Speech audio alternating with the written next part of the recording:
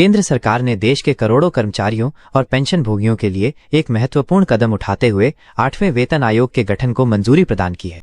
जनवरी 16, 2025 को प्रधानमंत्री नरेंद्र मोदी द्वारा इस आयोग की औपचारिक घोषणा की गई है। यह निर्णय लगभग 1 करोड़ से अधिक केंद्रीय कर्मचारियों और पेंशनभोगियों के लिए आशा की किरण लेकर आया है। 7वें वेतन आयोग के कार्यकाल का समापन दिसंबर 2025 में होने के बाद नई व्यवस्था की शुरुआत होगी। वेतन वृद्धि की संभावित मात्रा। विशेषज्ञों के अनुमान के अनुसार 8वें वेतन आयोग के तहत कर्मचारियों की सैलरी में 30 से 34% तक की वृद्धि हो सकती है।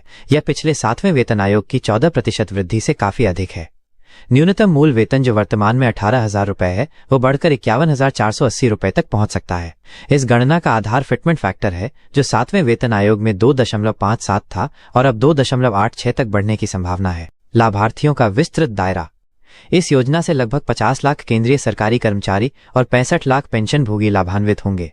इसमें रक्षा विभाग के कर्मचारी, रेलवे कर्मचारी, डाक विभाग के कर्मचारी, विभिन्न मंत्रालयों में कार्यरत अधिकारी और कर्मचारी शामिल हैं। सबसे महत्वपूर्ण बात यह है कि निचले स्तर के कर्मचारियों को इससे सबसे अधिक लाभ मिलेगा, क्योंकि न्यूनतम वेतन में सबसे बड़ी वृद्धि प्रस्तावित है। पेंशन में संभावित सुधार। वेतन के साथ साथ पेंशन व्यवस्था में भी महत्वपूर्ण सुधार की उम्मीद है।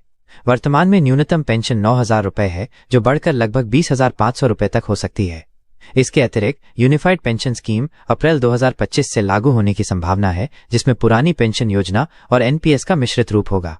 यह पेंशनभोगियों के लिए बेहतर वित्तीय सुरक्षा का माध्यम बनेगी। कार्यान्वयन की समय सीमा और चुनौतियां। 8वें वेतन आयोग की सिफारिशों को 1 जनवरी 2026 से लागू करने की योजना है। हालांकि कुछ विशेषज्ञों का मानना है कि आयोग के सदस्यों की नियुक्ति और कार्य की शर्तों को अंतिम रूप देने में समय लग सकता है। आयोग को अपनी सिफारिशें तैयार करने में लगभग 1 वर्ष का समय लग सकता है। इसके बाद सरकारी मंजूरी की प्रक्रिया में भी कुछ समय लगेगा। आर्थिक प्रभाव और सरकारी तैयारी। इस वेतन वृद्धि से सरकार पर अनुमानित 1.8 लाख करोड़ रुपए का अतिरिक्त वित्तीय बोझ पड़ सकता है। यह एक महत्वपूर्ण राशि है, लेकिन सरकार ने कर्मचारियों की बेहतरी के लिए इस निर्णय को लिया है। महंगाई दर और आर्थिक विकास के अनुपात में यह वृद्धि उचित मानी जा रही है। सरकार इस व्यय के लिए बजटीय प्रावधान करने की तैयारी में है। कर्मचारियों की उम्मीदें और भविष्य की दिशा। 8वें वेतन आयोग से न केवल वेतन वृद्धि बल्कि भत्तों में भी सुधार की उम्मीद है। महंगाई भत्ते की नई गणना, मकान किराया भत्ते में संशोधन और अन्य सुविधाओं में सुधार की संभावना है। ये पूरी व्यवस्था कर्मचारियों के जीवन स्तर को बेहतर बनाने और उनकी कार्यक्षमता बढ़ाने में सहायक होगी। सरकार का लक्ष्य एक ऐसी वेतन संरचना बनाना है जो आधुनिक आर्थिक परिस्थितियों के अनुकूल हो।